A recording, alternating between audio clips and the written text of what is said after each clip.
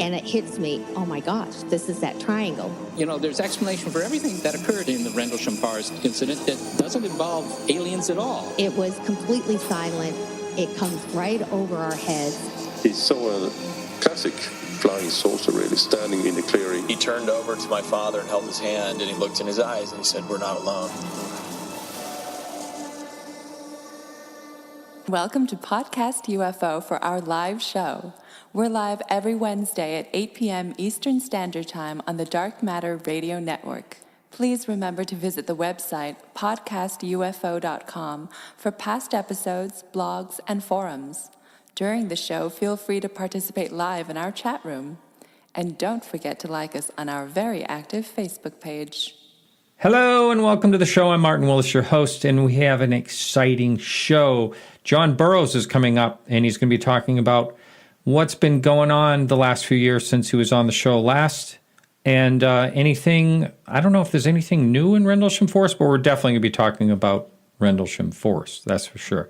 Our shows, as you probably know, are now live streaming on YouTube, and one of the changes that we are making is we always send out our newsletter, and that newsletter goes out the day after our show. Now we're going to be sending out the newsletter the day of our show with the upcoming guest. That way you get an opportunity to watch the show live if you would like. So you can sign up on that mailing list, which is right on podcastufo.com, right on the sidebar. And you will get one letter per week. I'm not going to flood you with newsletters or anything like that. So the Everything Else show is added to the supporters RSS feed for shows, and that is on YouTube as well. Next week we have Leslie Kane coming up talking about near-death experiences and possible life after death and all that, a book she has recently written. So she'll be on Monday. If anyone wants to watch that live, it will be coming up in the supporter feed as well. And thank you very much, supporters, for supporting the show. Anyone can help out at $2 or more per month. All that information is on podcastufo.com. This show does cost several $100s a month to run, so it is very much appreciated when people help us out here. And that will do it for me, Alejandro. What's going on? Oh, this and that. This and that and the other? We're interested in the other. The other. Oh, yeah. The other. Oh, yeah. Okay. Yeah. Oh, I was prepared for this and that. Uh-oh. Okay. Well, awkward. Shuffle through your notes. Okay. Yeah. No, there's some good stuff this week. Great. There really is. I know there is. Great even. Great stuff. All right. So you ready? Yeah, I'm ready. Absolutely. Okay, cool. So, yeah, this is a cool one from, have you heard of John Greenwald? Never. Yes, of course I have. And you have? Good. I got to meet him last year, yes. Oh, you did? That's wonderful. Yes. Yeah, great kid. He's not so much a kid anymore. I think he might even be in his 30s, and he's a father now. But he was a kid when he started doing all of this. And what was it that he did? He would do Freedom of Information Act requests to get all kinds of information out. Now he has over 1 million pages of declassified information on his website, and his latest additions are some files from the Nuclear Regulatory Commission. And essentially what this is, they're called the NRC, and they, monitor the safety of nuclear reactors and stuff like that. And that's what they do. So he asked them for their UFO files. And it wasn't that long ago. And surprisingly, he said quicker than normal, he actually got a response, and he got 43 pages of documents. Isn't that amazing? Wow. Yeah, pretty cool. So pretty quickly. Now, there wasn't a whole lot there. It sounds like a lot, 43 pages. But most of these pages had to deal with one particular case. And the last two seemed to deal with two separate ones, or just two inquiries they had received. So not as interesting. However, the case that is mostly featured in these files is extraordinary and my humble opinion. I think it's really good. So what this case entails is a report that they received in 2010 from a former security officer. This security officer worked at Cooper Nuclear Station, and essentially it's a power plant, and in Nebraska. He submitted this report in 2010, although he remembered the account from the late 80s. He just had felt that he didn't believe it had gotten properly reported. So for some reason, in 2010, he's thinking, hey, you know what? I better make sure that I report that and make sure it got properly reported. So that's essentially what he sent in. He was like, this should have been reported. But his sighting is pretty cool. So while he was at the intake structure one night, now this power plant is right off of the Missouri River, and it's actually almost practically in the river, which has caused controversy in the past about flooding and stuff like this, because it juts out into this river. And I mean, I would be concerned about contamination and things like this, but they probably use the water for cooling. But anyways. Right. At the intake, which is where, I'm sure it's taking in water, one night when he observed an unidentified flying object fly down the Missouri River. It was about 150 feet in the air. It hovered in front of the intake. He saw it for a few minutes. Then he called another security guard who also saw it. And then together they saw it turn and go back up the river. And that was it. So pretty shocking that this had happened, that this thing flowing this closely. But it happened again. You're supposed to make some sort of expression of, whoa. I can't tell. Actually, if you want me to be frank with you, I was thinking we had Skype issues, the hesitation thing, because it's been happening a little bit. Oh, no. That was a dramatic pause? Effect. Yeah, It was a dramatic pause. Okay. Can we do that? Let's just do that over again. Okay. It went up the river. Yeah, so it went up the river and disappeared. What? And then, but this is what's really cool. So, is that the next evening it happened again. Yeah. Wow. Oh, this time at first when it happened, he didn't call anybody. The UFO came up the river again, but this time it went into a protected area, and it hovered above one of the reactor buildings. He said he could see it was triangular in shape. He believed that the object was roughly a third the size of the reactor building, which, of course, those are very large buildings. They are. Since it was in the protected area, he called the security break room, which is, I guess, where all the security guards were. He was the only one working at the time. They came out, and they saw the object as well. It hovered for a few minutes, and then it exited the protected area and returned back up to the river, to the north, just like it had the previous night. And that was it. He never saw it again, but pretty crazy. So, of course, that's a big deal when some unknown object, comes in, hovers, and then flies off, over a nuclear power plant. So he thought, this is a big deal. It needs to be reported. Now, in these papers, the NRC actually did some investigation. In particular, a gentleman by the name of Nick Taylor, who is a senior resident inspector. When he sent off information in one of these letters, he said he couldn't find any records that corroborated this account. However, he said that doesn't mean that it didn't happen. He said reporting these days is much better than it used to be. He gave an example that he looked for some reports between January 1, 1986 and December 31st, 1989. The witness said he believed it happened sometime in that period. The investigator said there were only 1,000 reports total overall. However, he says these days we report much more thoroughly, and there's about 10,000 reports a year. So he wasn't surprised he couldn't find anything because just people didn't fill out reports back then for some reason. Mm-hmm. But he did say that regarding the investigation of this case, it's going to be one wild ride, is what he put. Oh. So we don't know much beyond that. He said he did talk to. So the other witnesses, the other security guards that were hanging out in the break room are hanging out in that break room to this day. So I guess, well, at least in 2010, when this was investigated and reported, those guys still work there. All of the original witnesses, just this one guy who reported it is the only one who was retired.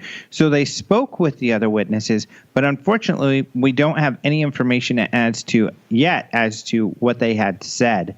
That was apparently forwarded to an ARB, which is a review board, and so they have that information.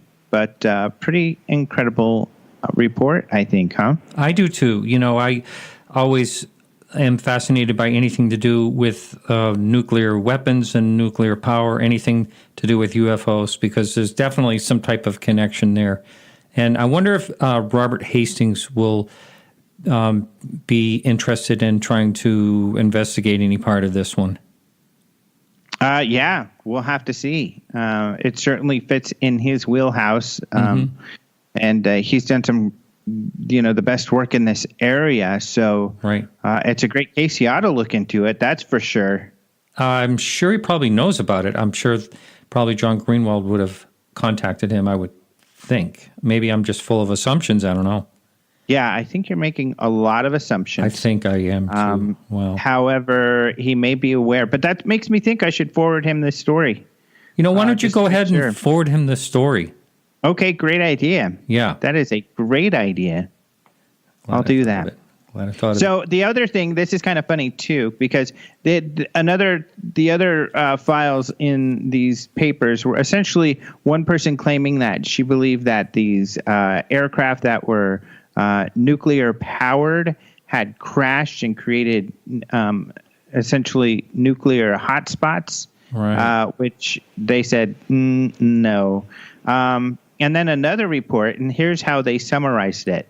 The individual expressed vague concerns about finding low-level radiation within the last year where his daughter, whom he believes is an alien or alien transplant, passed. So that's sad. Wow. She passed away. In addition, the paper goes on. In addition, the individual believes that travel speed can be increased using the relativity equation with minor modifications. Finally, the individual has observed UFOs. They responded to this gentleman and essentially said, those topics don't really fit into our purview of duties, and suggested that perhaps he contact the Department of Defense. So are you saying these last stories, someone actually contacted the NRC with? Correct. Wow. So it makes you wonder why they even took the UFO story seriously and looked into it, after getting all types of other strange reports. Of course, the guy did work at the plant, so did the other people. I guess that was the difference for sure.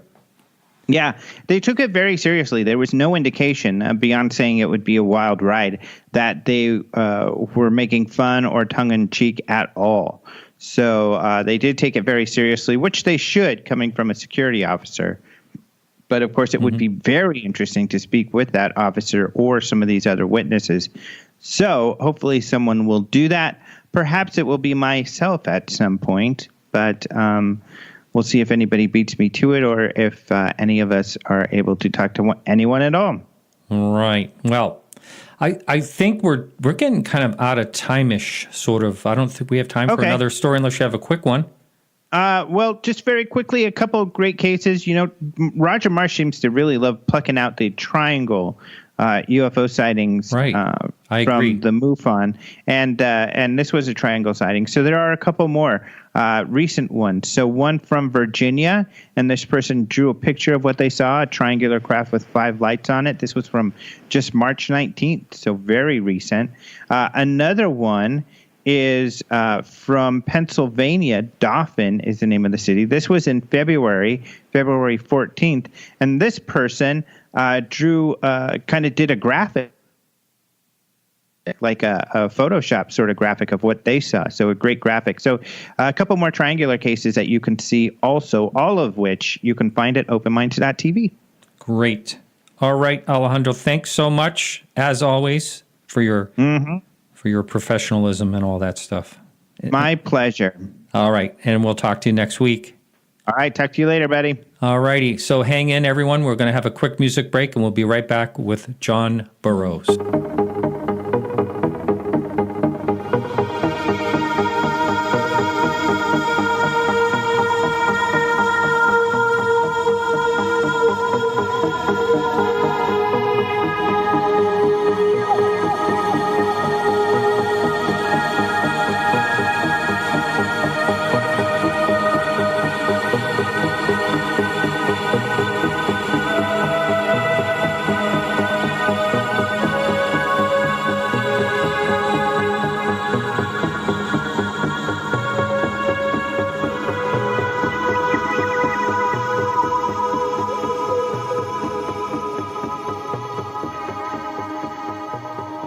Hello, John, and welcome to the show. Thanks, Martin. Appreciate you bringing me on again. Yes, I think it was 2 years ago. I believe it was in December last time we had both you and Colonel Halt on, which was actually a very popular show for us. Right. It was definitely an interesting show. You can say that for sure. Yeah, interesting. And so I'm glad you're back on, and you do a show now with Linda Moulton Howe. And why don't you just tell the listening audience about that, because she's a fascinating lady, and you interview different people yourself, right? Correct. We started a show, it'll be just over a year and a half ago on KGRA called Phenomenon Radio. And we've covered different topics, but we tried to stick a little bit to the Bentwaters case itself. We've had different people on involving that, and some of the phenomena that's in Condyne and some of this other stuff that can relate to Rendlesham, but also what's going on, period, in as far as the sightings and different things like that. We're on every Thursday night on KGRA from 8 to 10 Eastern, and we have a whole bunch of different guests on depending on the week and the topic, and as far as where we're trying to go with different things. Right now, we've been talking about quite a bit about there might be some attempt of some kind of, I don't like to use the word disclosure this summer, but I call it confirmation. There may be something coming out this summer on that'll be admitted. There's been some kind of like contact with something out there in space. Wow, it's.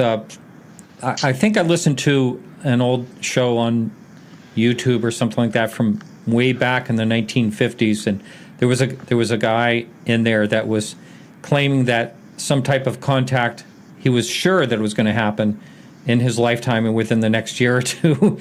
And it kind of made me a little like go, okay, so they've been saying it all along, but maybe, just maybe, I truly feel like we are drawing nearer to something. Maybe it's my imagination, just like it was for that gentleman way back then. But are you hearing? Well, I was going to say, I think expectations are too high. I mean, if you just look at how the government handles everything, and this may not even come from the government directly. Obviously, more than likely, the government will have to allow it to happen as far as they'll give their blessings, but it may come through the scientific community. So much of this has kind of been low profile because of the elections we had last fall. I mean, on top of what was being covered, and what could happen was more along the lines that Podesta and Hillary were going to do something after she got elected.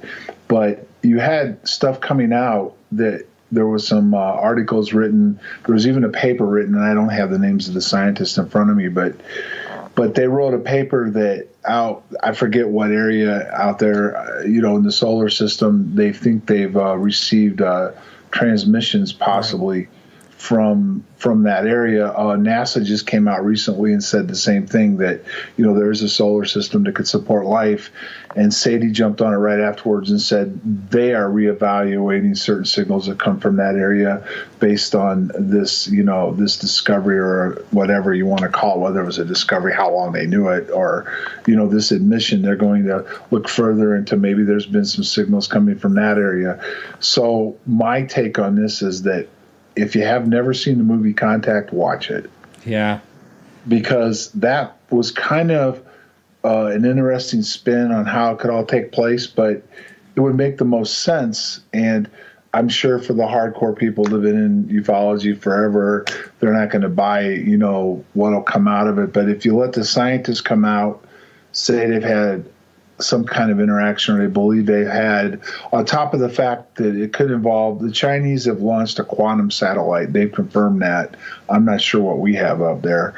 And they're also putting a quantum computer online that would play into this. So if you let the scientific world admit there was some kind of transmission that took place, because they all but did say that, they're pretty sure that it is, but they just had to reconfirm it. So if you did that, that would take the pressure off the government, and it would throw it into the scientists' lap of what it could mean and everything else. And then they could try to speculate on where it is, where it's coming from. Have they deciphered the message and all that? And it would take some of the heat off our government for, coming out and taking heated questions on disclosure. And on top of that, it also would fall into this Robert Bigelow scenario that he did 3 years ago with George Knapp, and it seems to be falling into place. He said we're probably going to get confirmation over disclosure, and that would be kind of what this would be, that there is something else out there, but we're not going to go any further with it other than that at this point. Right. Yeah, I heard recently about those radio blasts. That's interesting, and I'm wondering how. I know that SETI is actually looking or turning their, telescopes in that direction, but I do feel like we've been gently led toward that direction, with starting with the Kepler telescope and all that, and just the, the more identifiable Earth-like planets that seem to be found, and some interesting ones lately. Just a couple things, John. I wanted to let you know that we do have some questions. Some questions came into our forum. We also have a chat room. Someone posted a question there. I asked him to post it again a little bit later on. So we'll be taking questions. As far as the phone goes, just to let the listener know, I started the show in 2011. I wanted to make sure it was interactive with everyone. So phone calls was important to me. Some people complain about them, but phone calls have been important. Skype is not allowing me to add phone calls to the conversation, and I thought it was something wrong with my software or something like that, but going into the forums and things like that, I find out that anyone that does shows is having the same issue. Skype is not fixing it because they've done a couple of updates since then. So I'm going to get a phone line service in here somehow. I'm going to get phones, but no phone calls this evening. But again, if you're in the chat room and you're live and you'd like to ask some questions, I will ask them a little later on as we go along here. It's better actually in the second hour if you're hanging in that long. So, John, as far as I think that when you were on before, we talked about the different, it's sort of convoluted tales between a lot of different people, and there's confusion. You hear, quite a bit with what happened, and I know that the situation was not good with you. The way that you were so-called debriefed. And I can't even believe that drugs were used. I mean, it just doesn't even make any sense that our government would do that. I mean, it baffles me because I don't know if there's other cases. Are you familiar with other cases, not UFOs, but other cases where they use drugs to interrogate or whatever? Well, here's the thing. Okay, this is where there's a problem, as far as certain people that follow the case and different things that have happened. And even I want to throw this out about Colonel Hall. He has over and over said that he was not aware of any of that taking place right after the incident. But because Peniston under hypnosis came out and said that he was injected with sodium pentothal, but other people said it couldn't have been pentothal, it would have been amethol, because that's the more conducive drug if it really did happen. I think Bustinza mentioned a little bit that he was taken down underground and intimidated. He never really went into, as far as drugs being used on him. So there's never really been a total confirmation that took place for sure. Colonel Halt loves to harp on that, but that's one of the issues I have with him. He says he didn't know it took place during the time, and that's always been a question of mine, is if this incident took place, he claims he never was talked to, debriefed, or anything. He wasn't aware of this going on with us, but he was the deputy base commander, and if they brought these people in, and according to some, there was a group of us that were brought in and worked over, how could they not have known something was taking place? It just seems like that would, And the second part of it is his part about saying he was never talked to or debriefed doesn't make any sense either, because he had an interaction out in the field with something, to include a beam of light coming down at his feet with the tape. Now, he was questioned on that one time where, they go, could you have been? He goes, no. He goes, why? They go, why? He goes, well, several weeks later, I wrote down everything that happened, and I still remember it that way. And he says, well, according to what you said, other people said, it happened immediately after. So who's to say that you couldn't have been messed with, right away, and what you wrote down 3 or 4 weeks later is what you remember based on what they did to you? Yes, I think you and I may have had a conversation about what I thought I heard Colonel Halt say to me in North Carolina about. Right. Yeah.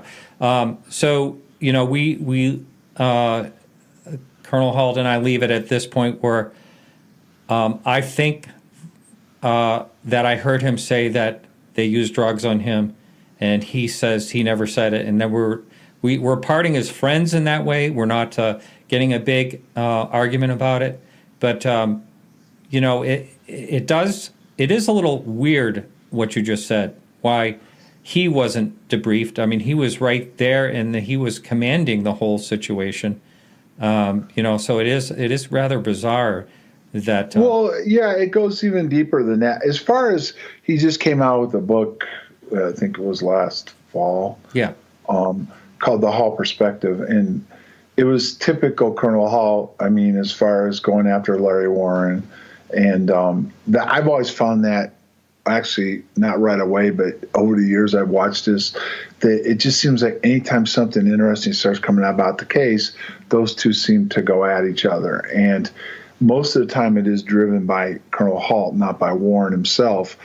But it turns into this big, back and forth thing, and we get sidetracked from what actually could have been at the area in the base, what we could have encountered, what went on.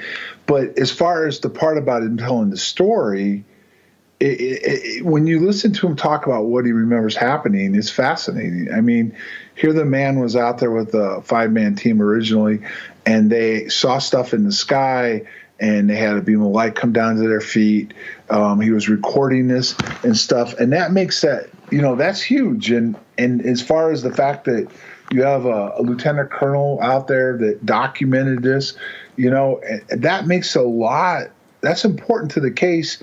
And to have people understand it, whatever you want to believe happened, whether it was E.T., time travelers, us, or the phenomenon that they talk about in Condyne, or a mixture of all 3 or 4 or whatever, something did happen to us. But what ends up happening all the time is we get into this slugfest, especially him and Warren, and it sidetracks from the incident itself, and it never really gets around to let's move forward to get as many people to come out to remember what they heard, what they saw, or what they know, and go forward. So it hurts the case as far as the way he comes after Warren, but he also likes to come after the rest of us too and say we're not, reliable witnesses because of the fact that he feels that we were interrogated and everything else, but then he provides no proof to that matter. You know what I mean?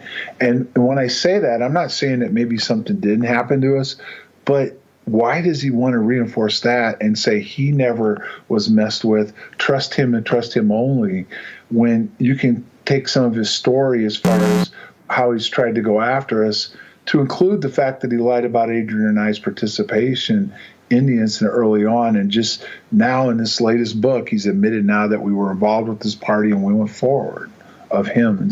And he even admitted he can't say for sure what happened to us once we went forward. Right. So you yourself, what do you recall from the debriefing that you actually had? That's the thing. I don't ever remember being debriefed. Now, really? I think Bastenza at one point told me we talked occasionally. He told me, he said he saw me up there, I think it was on Monday, up there at the security desk, or not, where the security operations was. The desk, the law enforcement desk, was across the street. So he saw me up there at one point. The only thing I ever remembered was simply we were on break after it happened Thursday night into Friday morning. We were on break Friday, Saturday, Sunday. I went out there, obviously, early Friday morning, and then I was back out there again Saturday night into Sunday. Now, I remember when we came to work Monday, we were on, before we went on break on Friday, the shift commander said we're probably going to have to write something up. Came back, they wanted us to write something up. So I remember going and seeing, with Peniston, Kabansek, and I, we went in and saw Colonel Halt, then Colonel Conrad, and Colonel Williams, each one at a time, and with our statements that we wrote up. And Peniston did most of the talking, and basically we just got told that it was being looked into, and just to stay quiet, and they'd let us know if they needed anything from us. And I was in Airman First Class, and I just went on my way, and I couldn't explain it anyway, and there was a lot of people higher ranked than me that said leave it alone, so I did. So now I asked last time Colonel Halt was on this show, I asked him this question. I'm going to ask you the same. And sure. Is that, if this hadn't been brought to light, would you have talked about it publicly, or would you have just kept quiet about it? Well, if it never came out and I didn't have any health issues, yeah, I probably never would have talked about it. But I can't say I wouldn't have, that later on down the line when I started having my health issues, that I would not have ever come forward with it or ever talked about it. I don't know. I mean, because of the fact that I think some of the reason why things happened the way they did was I was public about some of the stuff, as far as what was going on and what was taking place. So if my health was fine and the incident had just happened and it never seen the light of day, no, I would not have brought it up. There would have been no reason to. Yeah. I can't imagine, though, what it would be like for you to be the lone duck trying to bring this up if if it didn't come out and you had health issues and you came out with it separately, or you broke the story. That would be, especially years later, it took that long for your health issues to start. That would have been a tough road to hoe, actually. Well, yeah, that's true, but there has been declassified documents that admitted, talked about Rendlesham and Project Condign. Yeah. So, right. Yeah. I mean, it's hard to say. I mean, I don't know if they could have kept it quiet, for so many different people knew about it, and stuff like that. The thing that would have probably made it harder to move forward with would have been if the Halt memo hadn't surfaced. That part, yeah. I think that one document was the document that forced a lot of hands, I think. And it sure did, yeah. Even if it would have come out, because you had the women working on it in the UK, you had Barry Greenwood and Larry Fawcett working on it in the States. Ray Boucher and Scott Colbert knew about it, because it was actually, before the memo came out, it was already being talked about. So it wasn't really ever kept quiet. So, but if you're just saying if the incident would have taken place, nothing would have ever come out on it, no one knew about it, and I didn't have health issues, yeah, I would have stayed quiet. Yeah, wow. Now, you mentioned that you really don't remember a debriefing. Do you remember if you were ever told to never talk about it from any? Well, that's what I said when we went in and saw the command level. It was Conrad and then Williams. It was just kind of along the lines is that we're looking into this. you need to just kind of stay quiet about it. Don't, I didn't get directly told it was top secret, but Peniston implied it afterwards when we walked out and kind of the conversation in what place. But yeah, it was clearly we were let know that we just needed to let it go, leave it alone. If they needed anything from us, they would get back to us. Now, there was on the second night that this happened in the chat room, says, what's your best guess as to what happened on the second night when they said he was brought up on board the craft, getting sucked up into the light in front of Adrian? Is that? I remember hearing bits and pieces of this, but right, Adrian did actually. We did an interview with him on Phenomenon, and I'd known about this for quite a while. That had been one of the kind of the sore points for me over the years, because Halt went on the attack.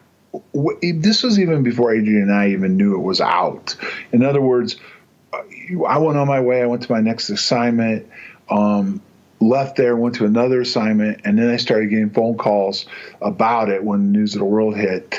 And then these investigators started talking to me, and I was brought up. I go, why are you talking to me? Where, they wouldn't give me the whole story. They wanted to know try to get stuff out of me.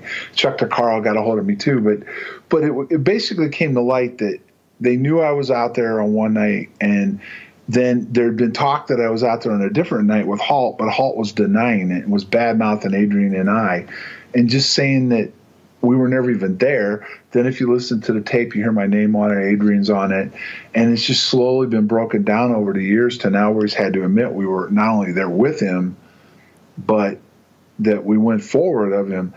As far as Adrian saying that, yeah, he said on the radio show, he said that he saw me go into it, and he saw me like I phased out and I was gone. So it's hard to say what it was. I mean, there has been a lot of good research done recently on technology in the area, what it is, declassified documents. I mean, it's possible it was something we were working on even. Yeah. So many mysteries anyway to this whole thing to begin with. So your health issues, is it something you're free to talk about or would be interested No, in I mean, about? Do you have a question or? Yeah. First of all, I understand your military records were completely lost or not found. So let's talk about that, and then the process that you had to get through in order to get some help on this. Okay. Well, what ended up happening was it just happened after we went over in 2010 for the 30th. When I came back, I wasn't feeling well. But prior, going back to the very beginning, so I could set stage, right after the incident, I didn't feel well, and I had some vision problems. And when I also went in, my mouth turned white, but I didn't feel well. And when I went in, the doctor found a heart murmur. And to set the stage, you can get in the Air Force if you had a heart murmur. And there's been, skeptics or whatever you want to call them say, well, they might have missed it. Well, from the immediate time that they first found it right after the incident, they said it was one of the loudest they've ever heard. Now, my entry-level physical, no heart issues, right after the incident, they found this heart murmur. Shortly after that, they sent me to Wright-Patterson, which it still may not mean anything, but not knowing at the time, but later on you find out this is where they look into some of this stuff, especially maybe if you had some involvement with technology or were affected by something. So I went to Wright-Pat. They confirmed I had a heart murmur, mitral valve, prolapse, regurgitation. So I had a decent type of heart issue that came on right after the incident. So that was established. That was in my medical records, okay? So when I got out in 88 of active, it's in my exit physical. Yes, he's now developed heart issues. And it says in there, I developed heart issues, okay? Why on active duty? Wasn't before coming in, it was while on active duty. So I had these two documents. But what happened was after I came back in 10, I started not feeling well. I just thought it was bronchitis or something from being over in England, and I got sick. Well, when I went into urgent care, I was having trouble catching my breath finally. they found out I was in congestive heart failure, AFib. Wow. So they took me in, they got my heart back in rhythm, and the doctor at the time wanted to know, when I first developed all this and stuff. This was going back and forth. And I told him it happened in the military. So he said, well, I'd like to see those records. I'd like to look at the records and see what the initial diagnosis was, the echo and everything else. And I said, all right. So what I ended up doing was going to Senator Kyle's office, and I had them request my military. So I had a record of it, my military records and my health records. Well, the initial response back was my records weren't where they belonged, which the lady, most people that they think the senator directly does all this, it's not what goes on. It's the clerks, the clerk or the staff, I want to call them staff, that work for the senator that does the work. So I just got this letter back that the Air Force had responded back, said my records weren't where they were supposed to be. So my response back was, well, what does that mean? What are you going to do? And they said, well, we're going to dig further. So she made more inquiries, and they got back a portion of my medical, or my personnel records. But one of the things that stood out right away was there was no records of me being in England at Bentwaters. The records all started after I was back in the States. But I mean, looking at them at the beginning, you're like, whatever. I don't know why all my records aren't there, but they weren't. And then when she sent those records with me, in the letter she put, I believe your medical records are classified. And so she said that to give her a call. You there, John? Okay, you there? Yeah. I don't know what happened. Yeah. Okay, you're back. That's good. That's all I care about. She said I needed to go down to the VA and file for disability, because that would force them to answer more questions. So I did. So this was in the summer. Kyle was not going for re-election in the fall, and I didn't hear anything back after I went and submitted all the paperwork, took it to them.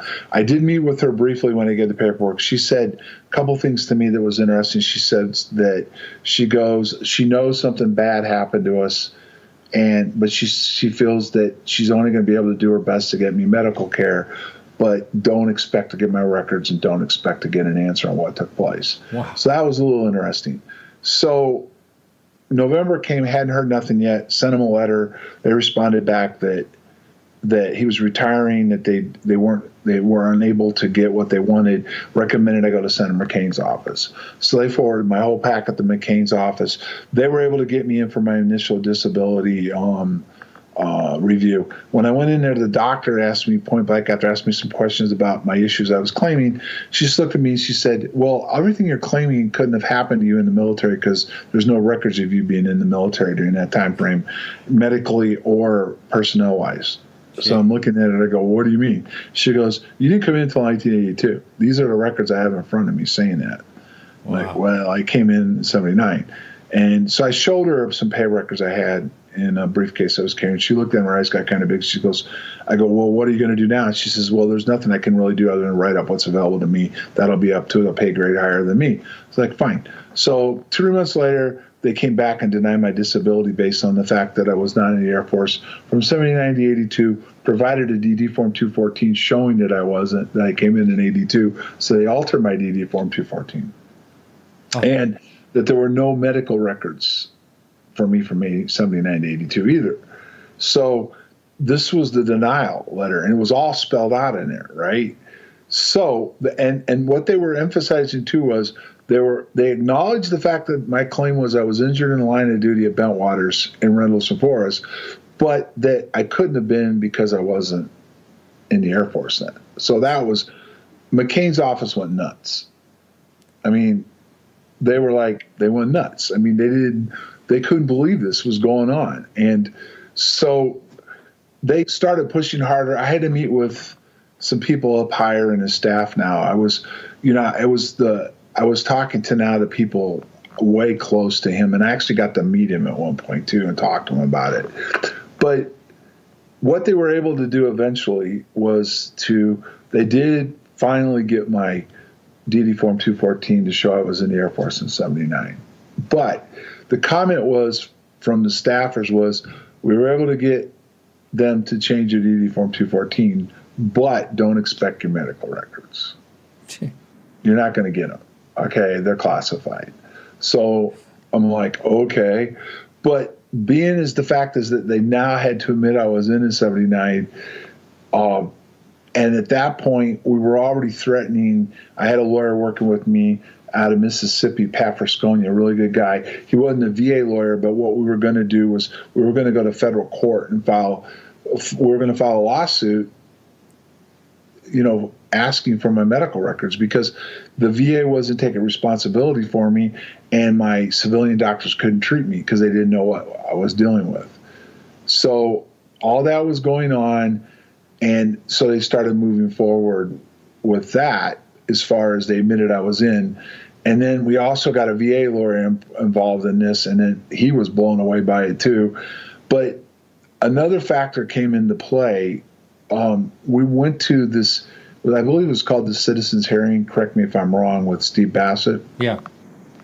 And so we went to the Citizen Hearing, and we did a presentation. It was Nick Pope, Pat Frascogna, the attorney, myself, and Peniston was there. And we did a presentation, and the presentation we did was on the incident, but what happened to us physically, and provided information to them.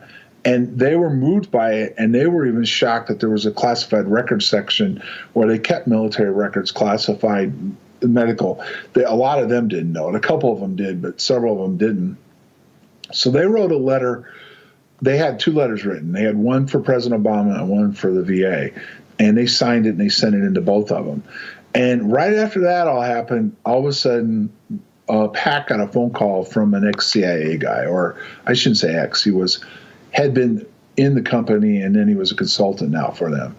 And he stepped forward and met with Pat, then met with me, then met with Peniston.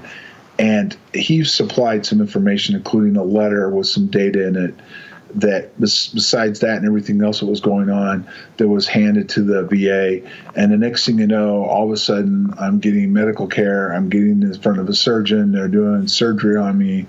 And then with all the other stuff going on, eventually they granted me disability. And the disability was granted to me based on the fact that I was injured in the line of duty in Rendlesham Forest. And the press release that came out was de facto the U.S. government and its UFOs exist, because that was what the case has been labeled. You know what I mean?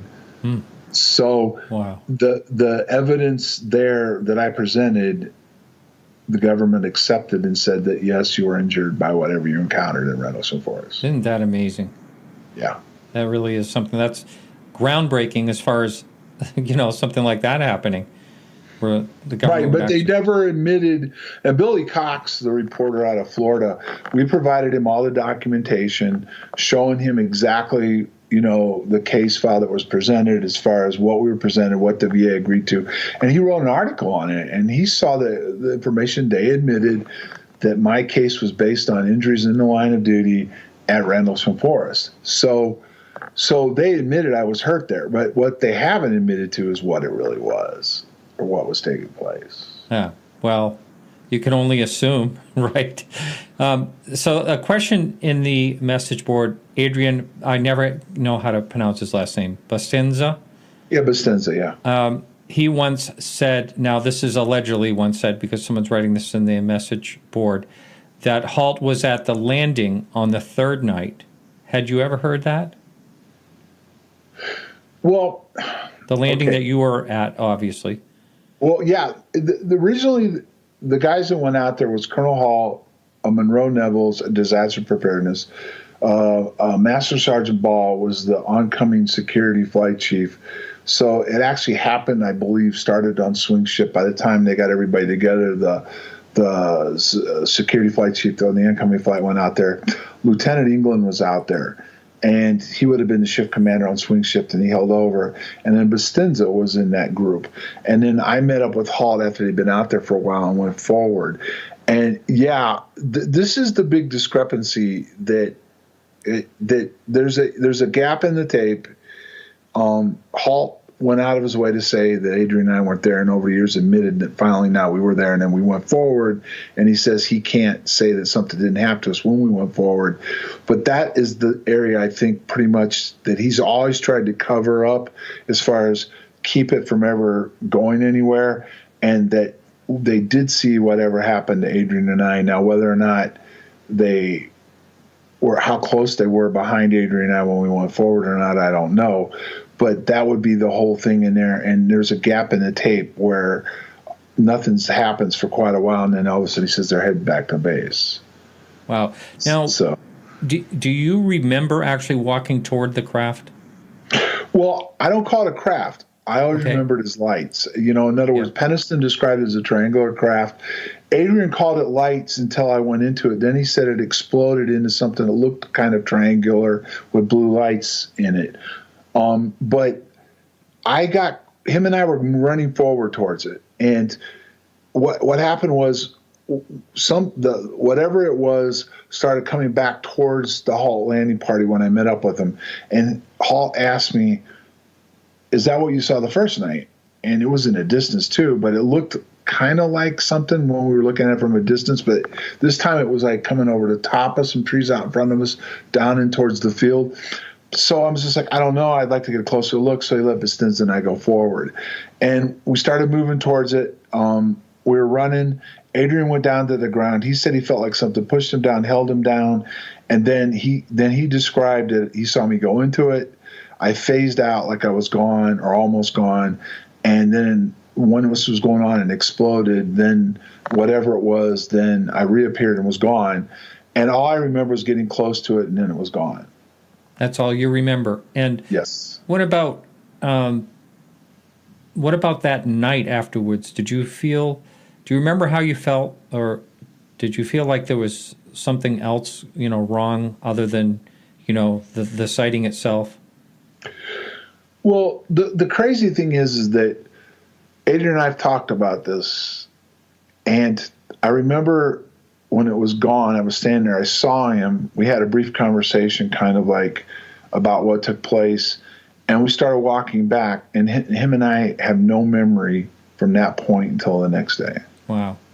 We don't know where we got taken back, how we got back, who we met up with, or what happened. Now, I don't remember anything until the next evening, which was Sunday night, and I was out on the flight line in the post office. And I saw the C5 came in that I've talked about. I was checking mail, and there was a C5. And Adrian never really explained much other than he remembers the next afternoon. So I can't tell you, and neither can Adrian for sure what happened. There has been a new witness that's come forward recently that came on our radio show and talked about it. She worked in supply, and she said that on all 3 nights she was sent out and picked us up as she was out there as the incident was taking place, and transported us back and and we were checked out by a doctor. She called him in a white coat. And the interesting thing was, a couple things about her story that was very interesting was Penniston, on more than one occasion, including with Halt, myself, and on other documentaries, he completely went to a totally different area than what I remember as being at in our statement support. And he would go right outside the East Gate and say it was right on the fence line. Well, she said the first night when she came out there, we were up by that fence line. And she also said that Halt was also taken back and looked over on the third night. And Halt went ballistic on that. But then he's gone around and talked a little bit about how he does believe we were all checked out and worked over by the guy she describes in the white coat. But again, he believes all of us were all worked over except that he wasn't, to include the fact that we were all taken away on the third night again, except for him. But how could he not know we were taken away and say that we were, but he wasn't then? Do you see what I'm getting at? Yeah, yeah. So he's kind of supported her story, and then taken shots at her story. But the most part of what she took shots at was that he wasn't taken in. He wasn't worked over, The rest of us were, but he wasn't. Yeah. Do you think, would you give him, this that, perhaps it's just has no memory of it happening? Well, interesting enough, a guy that he worked with for a while, they were trying to put together a movie, and he was working with the guy, and he was the one that Halt when he came out and talked about it. It was right around 10 that he'd always told people behind the scenes it was more technical and look at other areas. But then all of a sudden around 10, he came out and said it was ET and we're not alone. But his statement kind of supports Condyne in a lot of ways, other than he said he thinks it's ET. But the guy that he was working with came out and said later that Halt told him he has no memory in certain things and may have some missing time, but then Halt came back and denied it later. And there's been some other things that a couple of researchers are working on that I don't want to say much about now, other than we'll see what they come forward with, where he made some statements early on to some people that may come out that will support some things about the fact that he may have been worked over and he saw other things that he hasn't admitted to. So, wow. Yeah. That is something. So I just want to throw a question at you that's in our on our forum, and that as a result of the UFO events that took place over the base, do you think that, this is for an opinion, do you think senior military staff have been briefed on how to deal with this scenario and contain any information leaking to the public if it occurred at another military base? There's people that have done research on that. I think somebody found some documents that were out there that the Air Force had, that how to deal with the UFO incident. It's hard to say. I mean, there's been enough incidents that have taken place over the years, that the Air Force has had strange things around the base and their personnel involved with, that I would assume that if it's not at the local level, that if it's once it's up channeled, then they go into, defense mode as far as how to handle it, and public affairs handles it. The other thing was in Condyne, it talked about how the wing commanders were briefed on a phenomenon because of the interaction with aircraft, and they were briefed and their pilots were briefed on how to deal with it because there had actually been aircraft brought down by this phenomenon. Wow. Oh, amazing. Yeah, it all, as far as you remember, when the events all started, had anyone ever talked about anything happening there previously before that? Prior to the incident, no, I didn't know anything about that. Other than there were stories about the place being haunted, East End Charlie, and witches in the area and some weird stuff like that. But I'd never heard any stories of UFO activity. But after the incident took place, over the years, talking to different people, there were different people that had different encounters. Way back, even in like 78, there was some stuff that happened at Woodbridge that happened around the WSA that was active at the time with the F-4s being there, but then it got deactivated after the F-4s left and the A-10s came in. So there was some stuff that took place there. There was some stuff that took place at Bentwaters. There was the 56 incident that happened at Bentwaters where they picked something up on radar and they chased it supposedly with aircraft. So yeah, there have been stuff that had happened prior to us, and even a couple of guys that we've interviewed that right before our incident saw different things and stuff, strange things happened.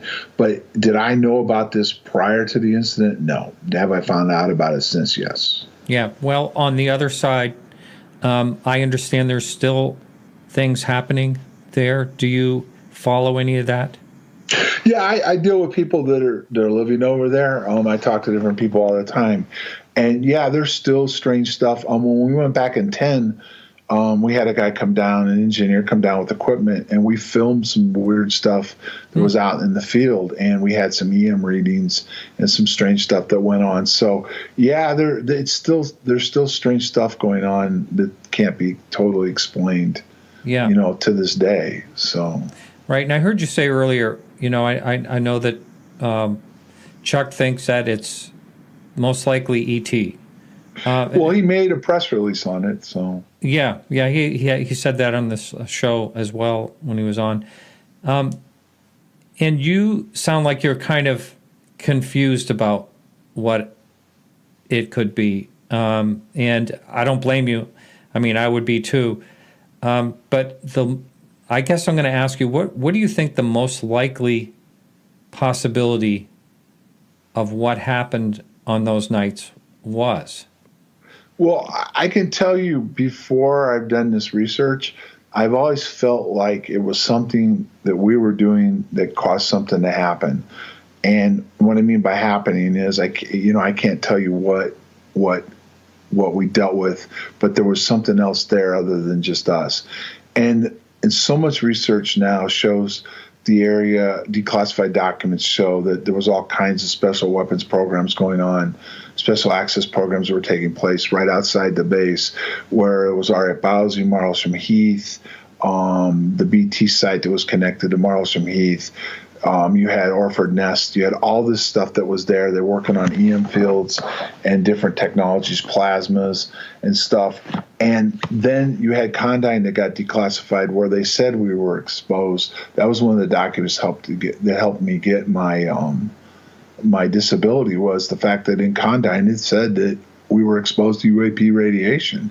So there was some Condyne admits there's a phenomenon, and that phenomenon was present, in that area. So my take is I'm not saying I don't have an opinion either way on ET. Okay, I don't believe that we're the only ones in the universe, but I've never seen any hardcore proof. And what I mean by proof is there's never been an explanation of what it is that we'd be dealing with, other than Condyne came the closest and said there's a phenomenon that exists, and that. As far as time travelers, well, could it be possible? I guess if in the future they came back, maybe, so there you go. I'm not sure, but I do believe we were doing something. I don't know if we were indirectly doing something that caused the problem, or we were zapping this energy field that's there. There's also the possibility too, we were working on satellite technology as far as bringing them down, and that we may have also zapped a Soviet satellite during that 3-day period and brought it down in the area. So that's it for the free part of the show. Thank you so much for listening. And remember, you can support the show for only $2 or more a month, and you get to listen to all the full shows, archives, plus the Everything Else show. There's some great ones coming up.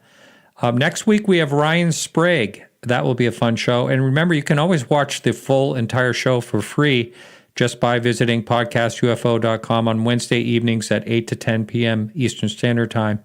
And you can watch it actually on YouTube, live stream. Thanks a lot, and we'll see you next week. Remember to keep your eyes to the sky.